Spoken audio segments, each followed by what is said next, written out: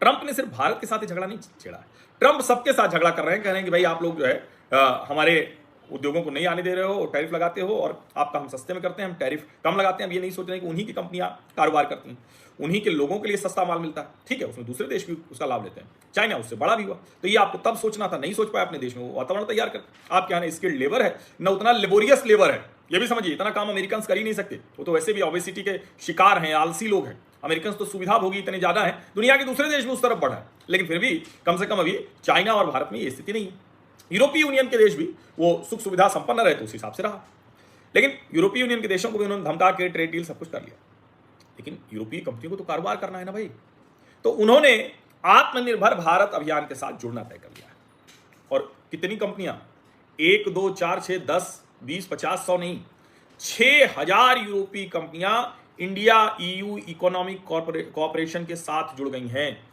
6000, जो नरेंद्र मोदी कह रहे हैं कि मेक इन इंडिया करेंगे, दुनिया भर की कंपनियों को लेकर आएंगे, वो अब दिखने लगा है। भारत में लगभग 6000 यूरोपीय कंपनियां सक्रिय। इन कंपनियों ने अब तक 30 लाख से अधिक नौकरियां पैदा की। इसको समझिए आप, 30 लाख से अधिक।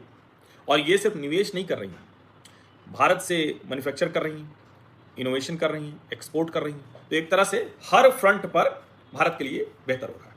अब जाहिर है यूरोप के लिए एक स्ट्रेटेजिकल मैन्युफैक्चरिंग हब हो गया, भारत के लिए निवेश आ रहा है तो बहुत अच्छा है, दुनिया के लिए निर्यात हो जाएगा। अब जो फ्री ट्रेड एग्रीमेंट है उसका एक तरह से फिर बातचीत का नया चरण शुरू हो गया है। भारत और यूरोप, जो यूरोपीय संघ है, उनके बीच में फ्री ट्रेड एग्रीमेंट पर बातचीत हो रही। 14वां दौर आज से शुरू हो रहा है ब्रसेल्स में।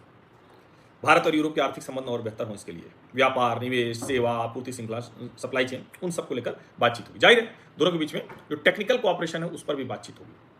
यूरोपीय कंपनियां, जो फेडरेशन ऑफ यूरोपीय बिजनेस इन इंडिया है, उसकी रिपोर्ट जो है कि 6000 प्लस कंपनियां सक्रिय हैं, 30 लाख लोगों से अधिक को रोजगार दिया है। यूरोपीय निवेश केवल वित्तीय नहीं है, उत्पादन, नवाचार सब वो यहाँ कर रहे हैं। कंपनियों की उपस्थिति मेक इन इंडिया के मिशन के मूल उद्देश्य भारत को वैश्विक निर्माण केंद्र बनाना से सीधा जुड़ा हुआ है। दोनों के बीच में व्यापार गजब बढ़ रहा है इसकी वजह से।